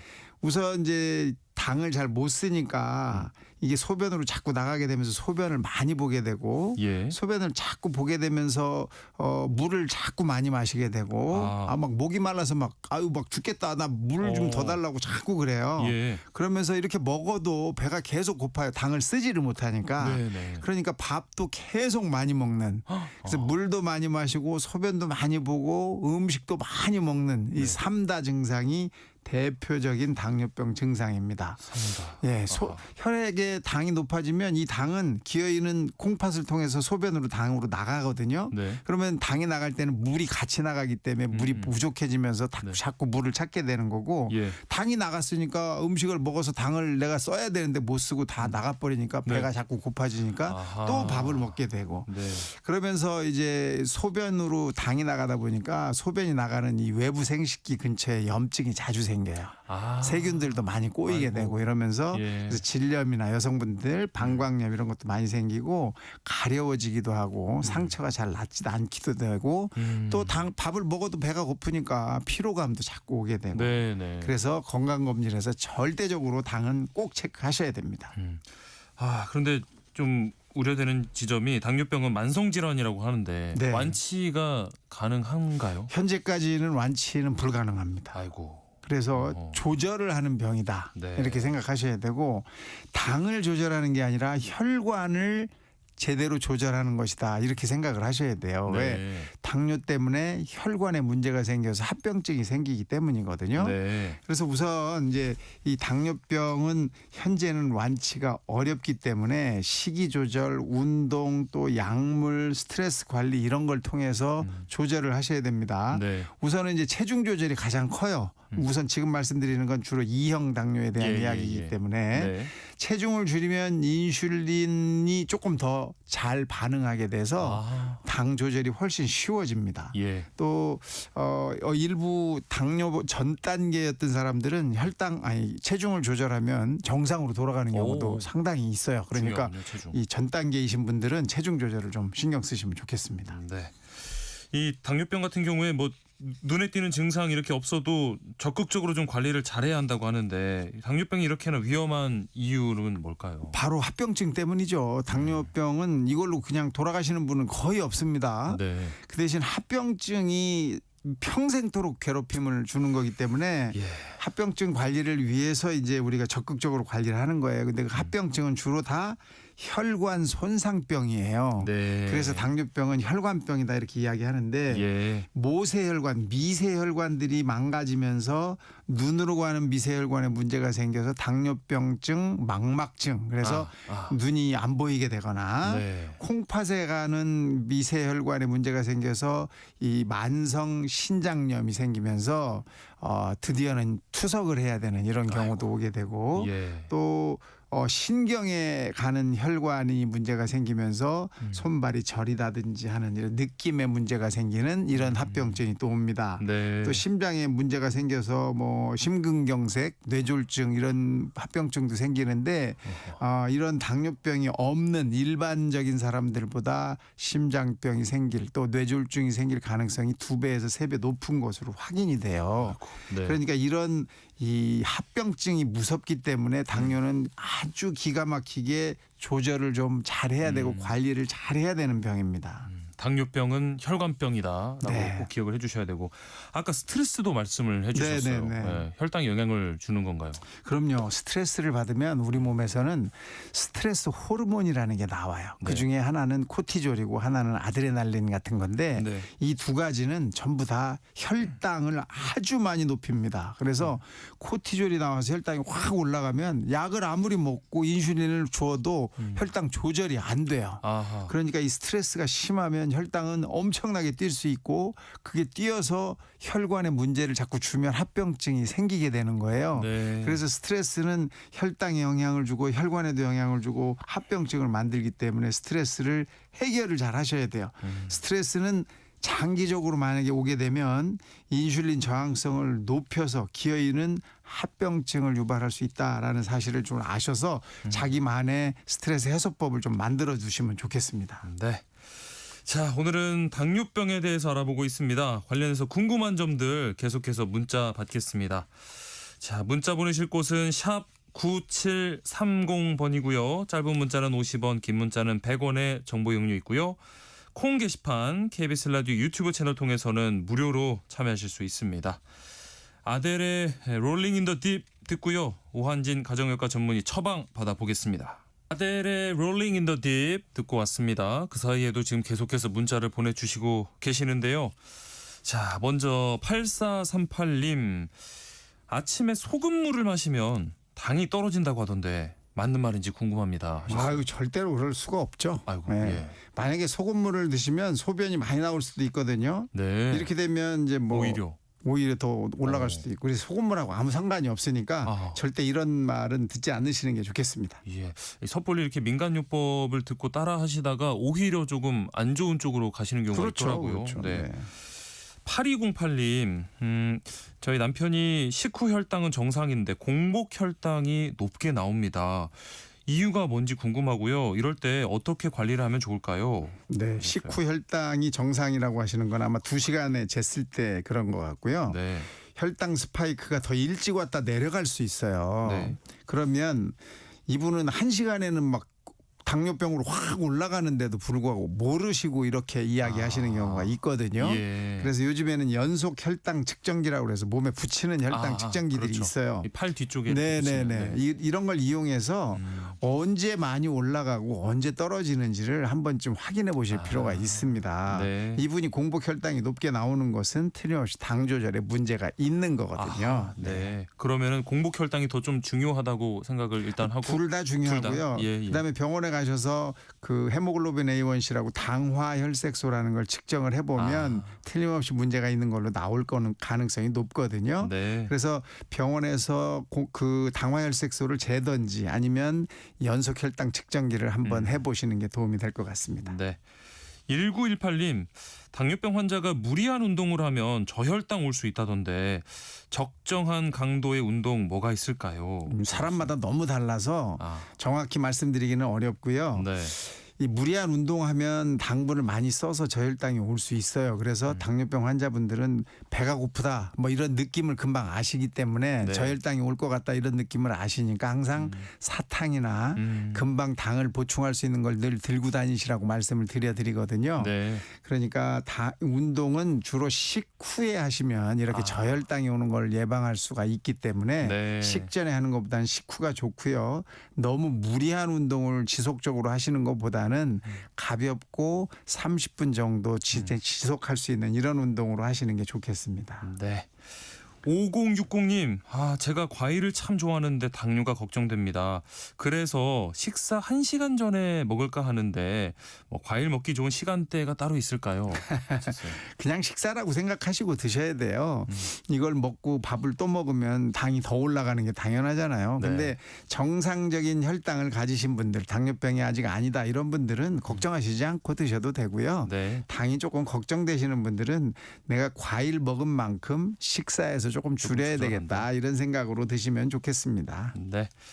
자, 오늘 문자 보내주신 분들 가운데 8438님, 8208님, 5060님 모바일 쿠폰 보내드리고요. 추첨을 통해서 더 드립니다. 저희 홈페이지 공지사항에서 확인하시기 바랍니다.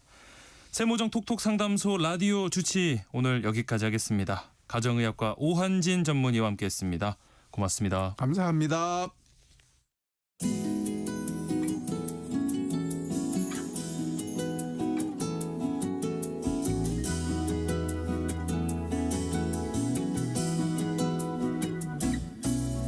여행은 일상의 소중함을 되새기는 원동력이 되곤 하는데요. 여러분의 일상을 특별하게 만들 여행지 소개해드리겠습니다. 여행 안내서 매일경제 여행플러스 장주영 편집장과 함께합니다. 안녕하십니까? 안녕하십니까? 우리가 뭐 여행을 이렇게 많이 다니다 보면 자연스럽게 남들이 잘 가지 않는 곳 어디 있나, 내가 한 번도 가보지 않은 이런 잘 알려지지 않은 곳, 네. 여기에 눈길이 좀 가기 마련이거든요. 지금 늦가을로 접어들고 있는데 이런 좀 특별한 여행 떠나려면 어디로 가볼까요? 사실 제가 그런 여행을 좋아해서 이 여행 안내에서 들으시는 청취자분들은 약간 그런 느낌 받으셨을 것 같거든요. 그렇죠, 맞아요. 사실은 웬만하면 제가 좀 잘 안 가는 곳, 맞아요. 조금 드문 곳, 그런 곳 히든 플레이스들, 그러니까요. 예. 그런 곳 좀 소개해드리는 취향인데, 네. 자, 오늘도 약간 그런 느낌 나는, 약간 생소한 느낌 나는 여행지로 한번 소개를 해보겠습니다. 너무 좋습니다. 이 먼저 가볼 곳은 충남 서산에 있는 섬입니다. 네. 웅도로 갑니다. 웅도? 네. 예. 제가 분명 섬이라고 말씀을 드렸는데 네. 이곳을 가는 방법이 참 흥미롭습니다. 예. 섬이니까 언뜻 배를 먼저 떠올릴 수 있죠. 그렇죠. 배 타고 가야죠. 네. 물론 배도 가능하지만 네. 여기가 의미 있는 것은 신비의 바닷길이 열린다는 겁니다. 네. 인지의 섬. 맞습니다. 서울에서 이곳 웅도까지는 넉넉 잡아 한 2시간 남짓이면 닿고요. 네. 부담스러운 거리는 아니죠. 예. 하지만 일상에서 그리 가깝지도 않은 곳이기도 합니다. 이름에서 알 수 있듯이 웅도는 곰을 좀 닮았습니다. 네. 하늘에서 내려다보는 항공샷으로 찍으면 마치 곰이 웅크리고 앉아있는 모양이거든요. 예. 지도로 찾아봐도 알 수 있는데요. 여기에 이 강아지 꼬리처럼 조도라는 섬도 달고 있어요. 그래서 웅도와 조도가 아주 조화를 꽤 앙증맞게 이루고 있는 그런 곳입니다. 네. 웅도로 들어가는 길목에 다다르면 이 독특한 표현이 보이는데요. 네. 웅도 바다 갈라짐이라고 써 있습니다.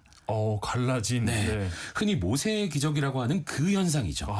그래서 전남 진도와 또 충남 보령의 무창포처럼 이곳 웅도 역시 하루 2번 바닷길이 열립니다. 임지웅의 웅은 수컷웅인데, 네. 그냥 웅도라고 하니까 왠지 정이 좀 가서 바다 갈라짐 현상을 이곳에서 볼 수가 있군요. 실제로 보면 어떨지 좀 궁금하네요. 일단 매일 바다 갈라짐 현상이 나타나긴 하지만 네. 이 조금씩 시간은 달라집니다.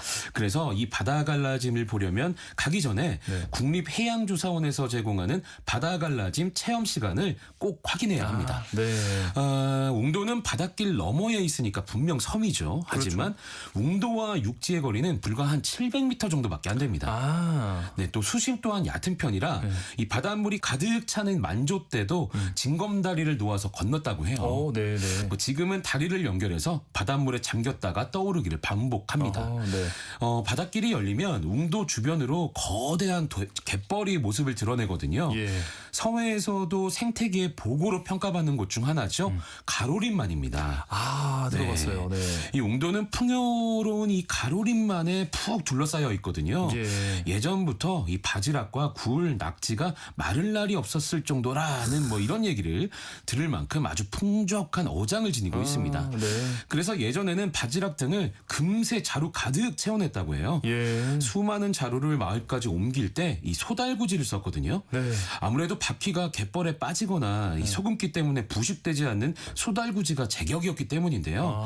한창 바지락철에는 이 소달구지 수십 대가 쭉 늘어서 있는 모습이 장관을 이루기도 했습니다. 이 웅도는요. 또다시 말씀드리지만 분명 섬입니다. 그런데 곳곳에 논과 밭이 흔하게 펼쳐져 있거든요. 이 갯벌이 없었으면 전형적인 농촌이라 해도 믿을 풍경이 가지고 있습니다. 그래서 집집마다 일꾼 대신 소를 키웠고요. 웅도의 소는 자연스럽게 땅과 바다를 오갔습니다. 그래서 소달구지의 행렬이 가능했던 것이죠. 야, 아니 여기서 도대체 얼마나 많이들 캐면 소달구지가 이렇게 줄을 서고 장사진을 이룰까. 진짜 복이 깃든 곳이구나 이런 생각이 드는데 웅도라는 섬 점점 더 매력적이네요. 저를 닮아서 그런지. 네.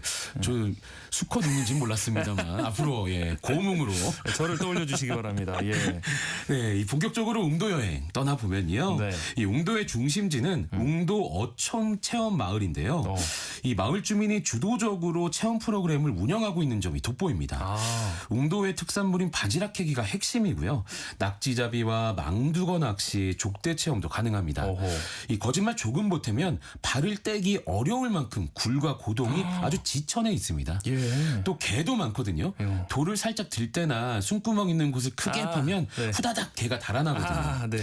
이 수많은 개의 움직임을 볼 때마다 아주 신기합니다. 가족 단위 여행객도 미리 예약만 하면 체험을 즐길 수 있는데요. 가족의 힘과 또 정이 느껴지는 그런 느낌 받아보시길 바라겠고. 아이들이 참 좋아하겠네요. 맞습니다. 웅도 어촌 체험마을 사무실 옆에 나무 데크가 길게 놓여져 있거든요. 그 길을 따라서 천천히 산책해도 좋고요. 또 걸음을 옮길 때마다 은빛 바다와 또 광활한 그 갯벌, 또 오붓한 마을과 가을에 물든 논밭이 눈과 마음을 한 템포 차분하게 만들어 줍니다. 특히 노을 질 때가 아주 백미인데요. 이 갯벌에 기대에 살아가는 칠면초라고 있거든요. 자줏빛으로 자라는 해초인데 노을과 함께 온통 붉은 빛이 주위를 감싸서 다른 세상에 와 있는 것 같은 그런 느낌마저 줍니다. 또 간혹 바닷물이 빠진 자리에 배가 덩그러니 남아있기도 하거든요. 이 모습이 또 훌륭한 사진을 남기는데 큰 역할을 합니다. 그러겠네요. 멋진 피사체가 되는 거죠. 때로는 낭만적이게 또 때로는 고즈넉한 느낌이 들게 합니다. 아주 멋스럽습니다. 야, 이 노을과 함께 붉게 빛나는 칠면초 모습도 너무나 뭔가 동화 속에 뭐 영화 속에 나오는 장면 같고 배 하나 탁 덩그러니 남아 있는 것도 어떤 여유로운 그런 풍경으로 막 매력을 더해주는 그런 섬인 것 같은데. 맞습니다. 다음 여행지는 또 어디로 가볼까요? 울산입니다. 울산. 이 울산이 은근히 매력이 넘치는 도시거든요. 자동차, 조선, 석유화학 분야 뭐 국내 대표 산업단지죠. 여기에 대왕안공원, 일산해수욕장, 간절곶, 술도 같은 아름다운 자연공간도 이루어집니다. 또 울산의 젖줄인 태화강과 동해가 만나고요. 그 위로 울산대교가 지나갑니다. 낮에는 활어처럼 팔딱팔딱 역동적인 모습을 보이고 밤에는 두근두근 로맨틱한 풍경을 선사합니다. 이런 울산의 매력을 한눈에 담아내는 곳이 있어서 오늘 소개하려고 하는데 바로 울산대교 전망대입니다. 전망대. 이 울산대교 전망대는요. 삼면이 바다로 둘러싸인 동구에 위치합니다. 2015년 5월 개통했고요. 국내 최장이자 세계에서 세 번째로 긴 현수교인 울산대교를 최적의 조건에서 조망할 수가 있습니다. 해발 한 203m 지점에 전망대가 위치하는데요. 이 전망대로 가려면 공영주차장에서 차를 세우고 1km 정도 걸어 올라가야 합니다. 대신에 65세 이상이나 영유아 또 장애인, 임산부가 탑승한 차량은 전망대까지 올라갈 수 있습니다. 또 전망대로 오르는 길은 두 종류인데요. 이 포장된 넓은 길과 숲속길이 있습니다. 포장길 양쪽으로 나무가 늘어서서 이 산책 삼아 걷기 참 좋고요. 봄이면 벚꽃이 흐드러지게 피어 있어 이 재미를 더해주고 또 숲속길에는 편백숲과 평상이 있어요. 산림욕하면서 쉬어가기 참 적당합니다.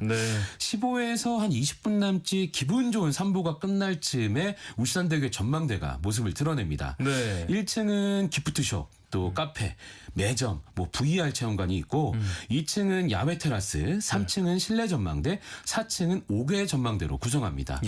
산책로를 따라서 전망대에 도착하면 2층인데요. 야외 테라스에서 울산의 생동감 넘치는 풍광을 먼저 눈에 담으시면 좋겠고 야외 계단을 통해서 1층으로 이동합니다. 1층에서 엘리베이터를 타면 3층 실내 전망대로 곧장 올라가거든요. 입장료는 무료입니다. 낮에는 이렇게 역동적이고 밤에는 가장 로맨틱하다고 하는 이 두 가지 매력을 모두 지닌 도시인데 이 울산대교 전망대에서 바라보는 풍경이 또 굉장할 것 같은데요.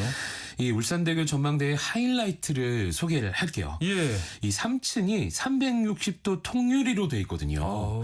그래서 문수산, 가지산, 고원산, 대운산 등이 아스라이 펼쳐지고요. 예. 이 태화강과 동해가 힘차게 물결치는 모습도 볼 수 있습니다. 네. 그 사이사이 대규모 산업단지 시설이 자리하는 모습도 인상적이고요. 예. 이 전망대 유리창에는 강 위치에서 보이는 장소를 표시해 놨거든요. 네. 그래서 군데군데 망원경이 있어서 자신이 바라보는 곳이 어디구나를 알 수가 있습니다. 또 혹시나 궁금증이 생기면 이 3층에 상주하는 문화관광 해설사에게 요청하면 되는데요. 예. 이름 너머에 담긴 얘기를 좀 들려주세요. 어허. 대표적인 게 말매의 눈물인데요.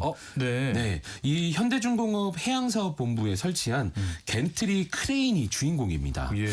2000년대 초반이죠. 이 스웨덴 말매에 세계적인 조선업체 코쿰스가 쇠락하면서 크레인을 내놨거든요. 예. 그런데 그 크레인을 현대중공업이 단 1달러에 구입합니다. 물론 그 현대중공업이 크레인을 해체하고 산적하고 또 다시 설치하는데 막대한 비용이 들었죠. 네. 네, 당시 말매 사람들은 크레인이 해체돼서 이 머나먼 이국 땅으로 실려가는 장면을 보면서 슬퍼했고요. 예. 이 스웨덴 방송에서 장송곡을 내보냈다고 할 정도거든요. 이런 사연을 지닌 크레인 얘기를 여기 아니면 실감나게 들을 수가 없겠죠. 예, 문화야 해설사께서 이런 재미있는 얘기들을 좀 해주십니다. 말매의 눈물을 여기서 만날 수가 있군요. 이 아름다운 풍경에 그 속에 담긴 이야기까지 들을 수 있다고 하니까 울산 여행 가면 꼭 들러봐야겠습니다. 네. 네. 이 여기에 야경까지 얹으면 정말 금상첨화겠죠. 네. 예. 울산대교 전망대에서 낮과 밤에 바라보는 풍경이 같은 공간 다른 느낌입니다. 네. 이 낮 동안은 분주하고 강인하던 기운이 서서히 잦아들면서 이 밤에는 은은하게 또 낭만적으로 분위기가 흐르는데요. 네. 이 야경 중심에는 물론 울산대교가 있습니다. 이 산업단지와 도시 건물의 불빛뿐만이 아니라 이 야경이 아주 조금 밋밋했을지 모릅니다. 네. 한 가지 더가 필요하죠. 이 바로 주탑과 주탑 사이에 1150m에 이르는 대규모 현수교에서 조명이 들어올 때입니다. 울산대교 전망대에서 바라본 아름다운 야경이 울산 12경에 들전도입니다. 이 야경 포인트는 1층 야외에도 있는데요. 나무 한 그루가 반짝이거든요. 네. 생텍쥐페리의 소설 어린 왕자에 나오는 바오밤 나무를 닮았습니다. 진짜 나무가 아니라 이 광섬유로 제작한 어린 왕자의 꿈이라는 조형물이거든요. 네. 밤이면 나뭇잎에서 은은하고 화려한 빛이 나오거든요. 네. 이 잠시나마 어린 왕자 속 이 소행성에 온 듯한 기분이 든다고 생각하시면 되겠습니다. 네. 아주 뭐 신비로운 그런 느낌 받으실 수 있고요. 또 울산대교 전망대 1층에는 실내 볼거리도 놓치면 안 됩니다. 예. 가상현실 VR 체험관이 그 주인공인데 오호. 울산을 주제로 다채로운 가상현실 체험 코너를 마련해 놨습니다. 고래 시뮬레이터를 타고 울산을 여행하는 코너라든가 네. 울산대교를 고공에서 탐험하는 그런 코너가 대표적인데요. 혹시라도 시간이 남으면 카페나 매점에서 시간을 보내도 좋은데 카페는 이 전망을 바라보면서 커피 한잔 하기 그만이고요. 어린이 책과 또 보드게임을 비치해 놨거든요. 네. 가족이 이용하기에도 아주 적당합니다. 특히 저는 요거 하나 추천하는데요. 네. 울산 동구 명소를 12곳을 돌아보게 하는 보드게임이 있어요. 동구마블이라고 부르거든요. 동구마블. 예. 빙 돌아보는 그거군요. 네, 맞습니다. 네. 그래서 지역 관광지를 재미있게 알아가는 게임을 하다 보면 시간이 금세 흐릅니다. 이야, 이름마저 재밌는 동구마블 게임도 굉장히 궁금하고요. 이런 이 관광지를 알아가는 방식이 참 관광객 이렇게 맞이하는 방법으로 굉장히 신선한 아이디어라는 생각이 드네요. 맞습니다. 저희 동네에도 이런 게임이 있으면 참 재밌을 것 같은데 울산대교 전망대 주변에는 또 어떤 명소들이 있을까요? 네. 이 울산대교 전망대에서 대왕암 공원이 멀지 않습니다. 네. 동해 쪽으로 돌출해 있는 공원인데요. 삼면이 바다로 둘러싸여서 전망이 굉장히 시원시원하고요. 수령 100년이 넘은 해송이 우거진 숲길을 따라 걷다 보면 울산 울기등대 그 구 등탑이 나오거든요. 네. 그 옆으로 촛대 모양의 신 등탑이 보입니다. 이 대왕암은 바다에 웅장하게 솟아오른 듯 보입니다. 이 신라 문무왕비의 전설이 서려 있기도 하죠. 이 왕비가 문무왕의 뒤를 이어서 호국용이 돼 죽어서도 나를 나라를 지키겠다며 이 바위 아래 묻혔다고 전해집니다. 예. 자, 오늘 여행 안에서는 조금 생소하지만 정겨운 여행지 두 곳으로 충남 서산 웅도, 또 울산대교 전망대 다녀왔습니다. 매일경제 여행플러스 장주영 편집장과 함께했습니다. 오늘 말씀도 고맙습니다. 고맙습니다. KBS 라디오 세상의 모든 정보 오늘 순서 여기서 마무리합니다. 모바일 쿠폰 당첨자는 홈페이지 공지사항에서 확인하실 수 있고요. 끝으로 자전거 탄 풍경에 너에게 난 나에게 넌 띄워드리면서 저는 다음 주에 다시 찾아뵙겠습니다. 행복한 오후, 행복한 주말 보내세요. 아나운서 임지웅이었습니다. 고맙습니다.